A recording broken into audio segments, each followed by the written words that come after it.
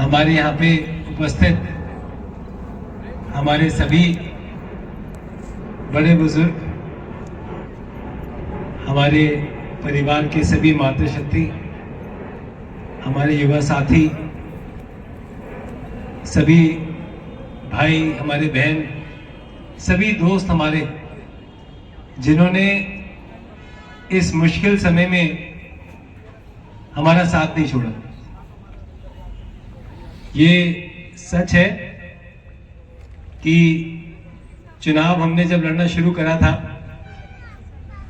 तो मुझे पता था कितनी मुश्किल ये लड़ाई है, और लड़ाई दो तरीके से लड़ी जाती है। एक संघर्ष करके और दूसरा अपने आप को सरेंडर करके। चुनाव से लगभग 3 से 4 महीने पहले हम सभी ने सबने मेहनत करनी शुरू करी, लोगों से जनसंपर्क बनाया, उनकी परेशानियों को सुनना शुरू करा। और एक चीज अच्छी ये थी कि इस चुनाव में हमने डेवलपमेंट को एक इशू बनाया कि कस्तूरबा नगर विधानसभा में अच्छे कार्य होने चाहिए। भले ही वो कोटला में सीवर का काम हो, डिफेंस कॉलोनी में पीछे हमारे यहाँ नाला है जो बहुत बुरी तरीके से बहता है, और मैं कोर्ट का धन्यवाद करना चाहता हूं कि आज भी काम उसमें कोर्ट के डायरेक्शन से हो रहा है। भले ही कालका गढ़ी का इशू हो, सादिक नगर हो, डिफेंस कॉलोनी हो, लाजपत नगर हो, सभी जगह पे हम सब ने मिलकर काम करा। और उस 3 महीने मुझे नहीं लगता हम में से कोई भी ऐसा व्यक्ति होगा जिस पर किसी भी तरीके का दबाव ना बना। किसी को परिवार का दबाव था, किसी को अधिकारी का दबाव था, किसी को दोस्ती यारी का दबाव था, पर मैं खुशी से कह सकता हूं हमने किसी पे भी किसी तरीके का कोई दबाव नहीं डाला। अगर आपको लगता है, क्योंकि 5 साल तो काम करने वाला व्यक्ति रहेगा, अगर 10 साल काम कर रहा है तो दबाव डालने की जरूरत ही नहीं है।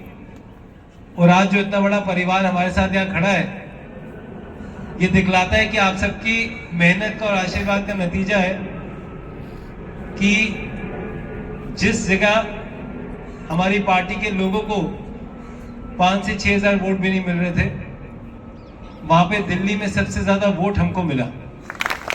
और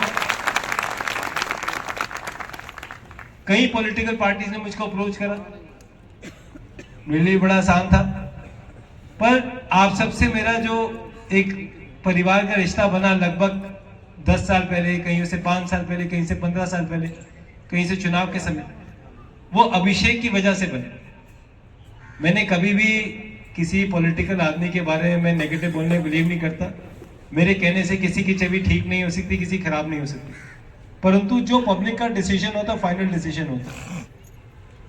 2020 में एक बहुत बड़ी लहर में चुनाव लड़ने का मौका मिला था। उस समय भी आप सबके आशीर्वाद के साथ सबसे ज्यादा वोट दिल्ली में मेरे को कांग्रेस में मिला था। और इसके 5 साल बाद जब चुनाव लड़ा तो इससे पहले हम लगभग 16,000 वोटों से पीछे थे। आम आदमी पार्टी भारतीय लड़ते हैं, बैठ गए, सौरभ भारद्वाज बैठ गया, अतिशी जी किसी तरह जीती, मनीष सिसोदिया बैठ गया, पूरा गढ़ था बड़ा सौ, और इस पूरे गढ़ में इनके सारे खिलाड़ी फेल हो गए। मुझे तो वो दिन याद है जिस दिन मनीष सिसोदिया जी लाजपत नगर के अंदर गुरुद्वारे में सेवा कर रहे थे ना, मैंने कहा था वही मनीष सिसोदिया ने गुरुद्वारे के पास में शराब का ठेका बोला था, इसको तो ढंग से सेवा करनी चाहिए, लोग इसकी सेवा करेंगे। हमने 5 शराब ठेके बंद कराए अपने एरिया में, 5, और निगम पार्षद को चुप रहने के 25 से 30 लाख रुपए एक ठेके के मिलते, हमने 5 बंद कराए।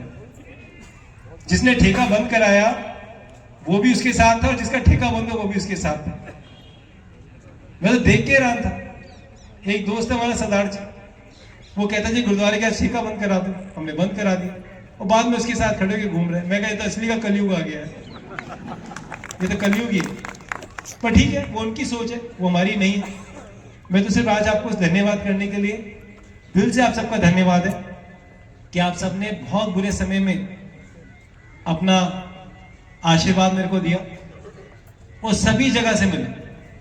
मैं किसी भी जगह के लिए ये नहीं कह सकता कि मेरे को कहीं से वोट नहीं मिले।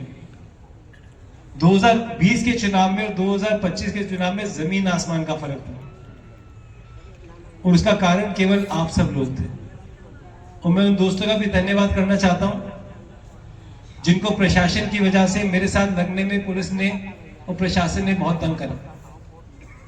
मैं उन सभी दोस्तों को दिल से कहना चाहता हूं कि जो घड़ी होती है ना, बहुत स्ट्रांग होती है। मैंने कांग्रेस का वो समय देखा है जब मेरे छोटे से ऑफिस में बड़े बड़े नेता आके बैठते थे, बड़े बड़े अधिकारी बैठते थे। और मैंने वो समय भी देखा कि जो समय के मेरे दोस्त जॉइंट सीपी, अब जॉइंट सीपी बन के टाइम डीसीपी थे, वो हमारा फोन नहीं उठा। बट ये समय है, बहुत भारी होता है। मैंने उन दोस्तों को देखा है दिल्ली पुलिस के, उस समय एडिशनल डीसीपी थे, जो रेगुलर हमारे यहाँ चक्कर लगाते थे। आज वो जॉइंट सीपी बन गए, पर वो सत्ता के साथ रहते हैं। वो दोस्त नहीं होते, वो सत्ता के साथ रहते हैं। उनमें से कई ने मुझे बोला कि अभिषेक कांग्रेस छोड़ दे यार, एमएलए मंत्री बन जाएगा।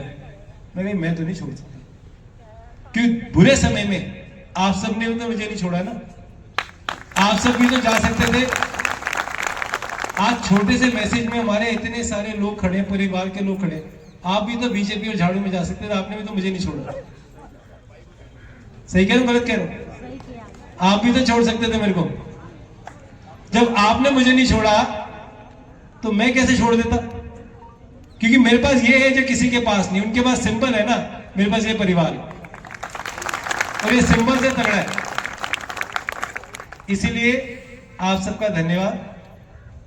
जैसे पहले थे वैसे ही आज है, काल का मां आगे भी ऐसे रखे।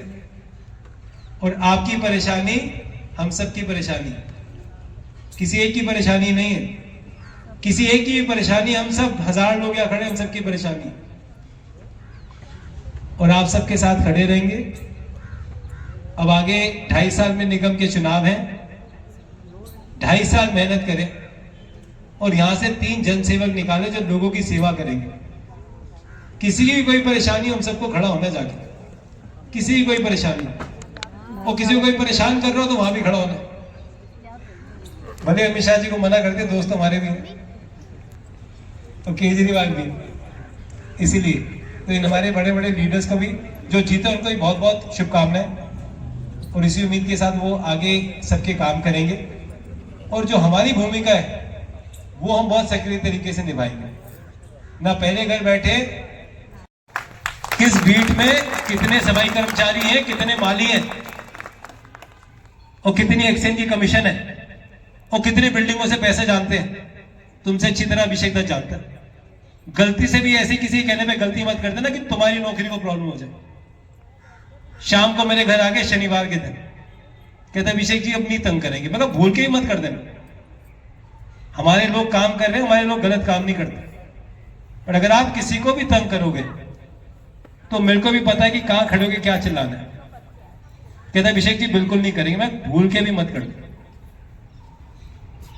इसलिए कि एमएलए, पार्षद, सांसद भले वो हो, ईमानदारी हमारे साथ में। आज भी जो सामने डिफेंस कॉलोनी का नाला साफ हो रहा है, ये हमारी पीएल की वजह से साफ हो रहा है। 3 दिन से दिल्ली जल बोर्ड के अधिकारी फोन करेंगे राउंड काटने चलना है नाले पे। मैं कहा अगले हफ्ते चलेंगे। कोटला में प्रसादी गली में जो काम हो रहा है वो हमारी पीएल से हो रहा है, और ये पीएल रुकने वाली नहीं है।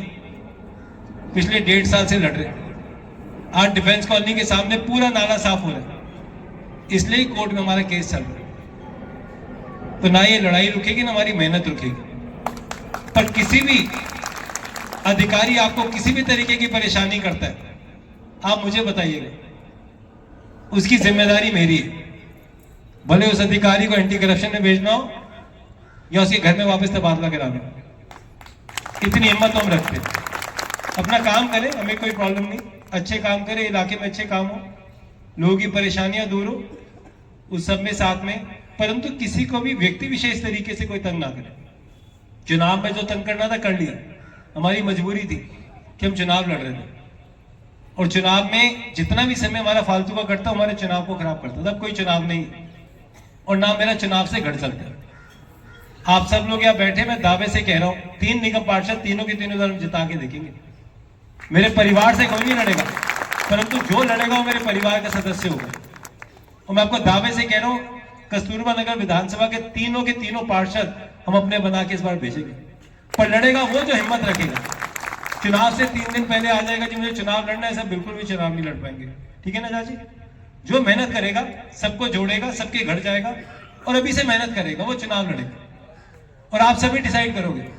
मेरे को अपनी पार्टी पे कॉन्फिडेंस है, हमारी सीट पे इंटरफेयर नहीं करते, परंतु लास्ट है नहीं कि लास्ट डे आप चुनाव नहीं लड़ पाओगे। जितने ही पैसे डालोगे सब पैसे वेस्ट होंगे, जितने भी मेहनत डालोगे वेस्ट होंगे। 2.5 साल है, झाड़ू वाले तो सब छोड़ के चले गए, झाड़ू वाले चले गए बीजेपी में। बीजेपी में हो गया 8 से 9 लोग एक ही सीट पे। लड़ेगा कौन किसी को पता नहीं, क्योंकि जो कल भी गया वो इसीलिए गया बेचारे को टिकट मिल जाएगी। वो बेचारे बीजेपी वाले कहा जाएंगे समझ नहीं आता। यहां वाला भी चला गया, वहां वाला बीजेपी का ऑलरेडी है, 5-6 कांग्रेस वाले बीजेपी में चले गए, 2-3 कोटला वाले चले जाएंगे, तो बीजेपी में तो 8-8 हो जाएंगे। झाड़ू में कोई होना नहीं, तो आपस में पहले चुनाव लड़ने, उसके बाद हमसे चुनाव लड़ेंगे। हम तो 2.5 साल में इतने अच्छी तरीके से चुनाव लड़ेंगे और ताकि हमारे तीनों पार्षद जीत के मेहनत करके लोगों के साथ फिर से हम जुड़े। कोटला के अंदर मेरे को उम्मीद से ज्यादा वोट पड़ा, एंड्रूजगंज वार्ड में हमको बराबर वोट पड़ा, हमको चोट पड़ी अमर कॉलोनी वार्ड में। उसमें कहीं ना कहीं मेरी गलती भी होगी कि मैं ये विश्वास करके मैंने वहां बहुत काम करा, लोग मुझको वोट दे देंगे, पर शायद काम के अलावा कुछ और भी करना था जो मैं नहीं कर पाया। क्योंकि जितना काम हमने लाजपत नगर 4 में करा ना, वहां 70 सालों में इतना काम नहीं हुआ। वहां डिस्पेंसरी बना दी, मल्टी लेवल कार पार्किंग बना दी, और सबसे बड़ी बात, एक भी बिल्डिंग से 100 रुपए भी नहीं ली। वहां लाख रुपए लेंटर का रेट चलता है जी, और मैं अपने बाप की कसम कह रहा हूं, मैंने आज तक 100 रुपए वहां पे नहीं दिए। शायद यही कमी रहेगी मेरे में। और जो ले रहे हैं उनका भी मुझे पता है, क्योंकि सारे एमसीडी वाले तो आते हैं मेरे पास, बता देते हैं।